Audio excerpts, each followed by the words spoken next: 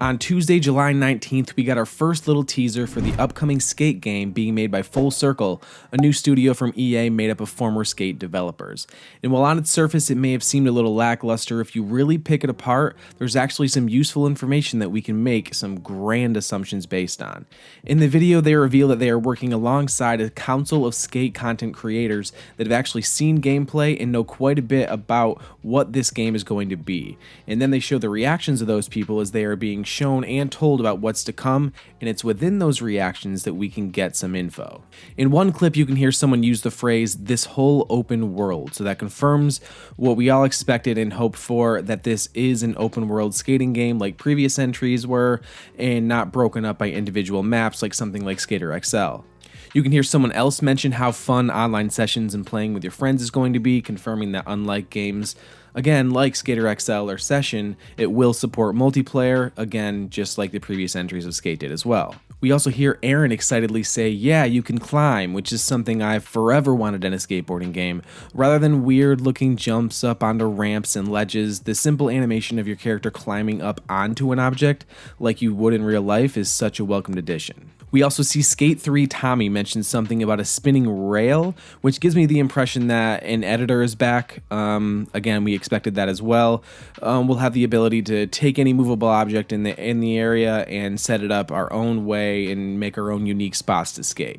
And then we've got Noah talking about not wanting to look like anybody else, giving a nod to a probably pretty in-depth character creator with lots of ways to show off that drip. All good news. But the biggest piece of information that I think is shown in this entire video is the moment right at about 55 seconds where you hear Atiba say, "Wait, the game is," and then it cuts right there, but if you watch it in slow motion, you can see his top teeth and his bottom lip start to make out an F sound, which leads me to believe in full confidence, something I've pondered about in videos and podcasts in the past, that the next entry in the Skate franchise is not Skate 4. They've been pretty clear to not have called it that at all since the game was revealed last year.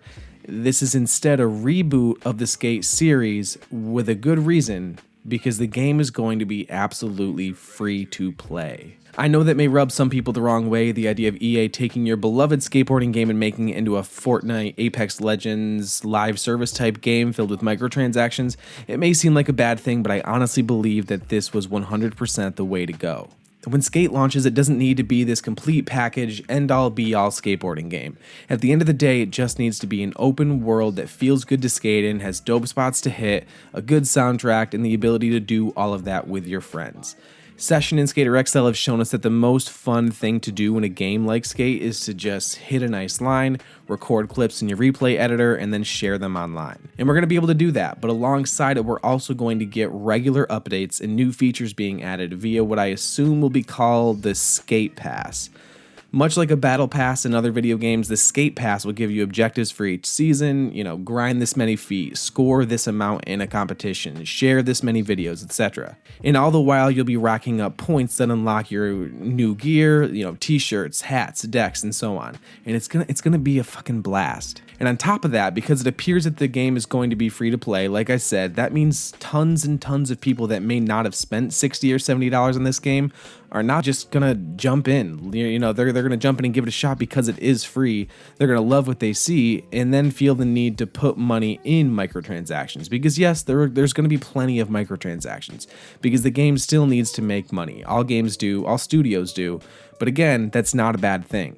These microtransactions will undoubtedly be all cosmetic only, but in a genre like skateboarding that revolves around different brands and logos on everything from your feet to the top of your head, there's going to be so many different pieces of clothing to buy, and they're not going to make you a better skater. They're not going to make you, ollie higher than the next guy. You don't need to buy them if you don't want to. It's just an option given to you if you want to spend the extra money. If you just want to wear whatever's in the regular character creator or that you'll get in the battle passes, that's fine. But the option's there if you want it. and people will absolutely take advantage of it, like me, who probably spends over $100 in microtransactions in NBA 2K every year. And aside from the battle passes and seasons, something else a live service game could give us is live competitions. Think about when the X Games roll around in the summertime.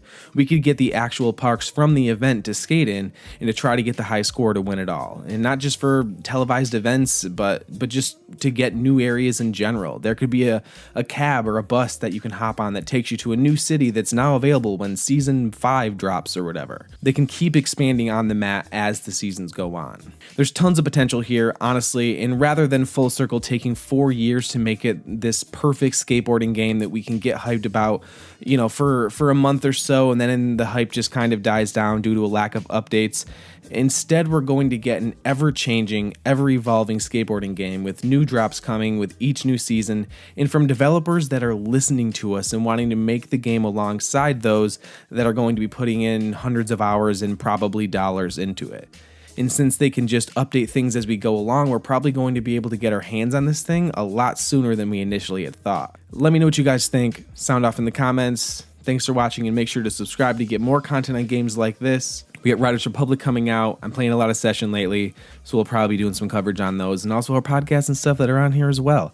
You like Marvel? You like other shit that we like? Give us a follow. Thank you.